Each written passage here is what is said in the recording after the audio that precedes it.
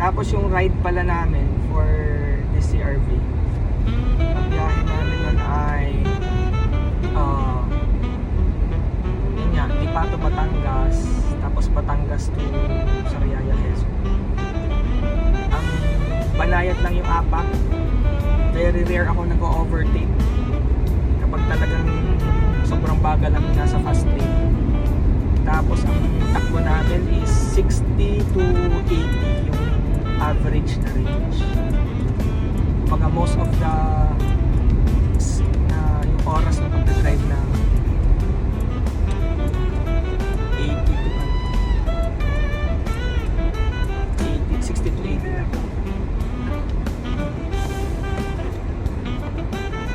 Tapos wala naman, minimal yung paghihintay, kumbaga nakastall na nag-park, tapos nakabukas na lang.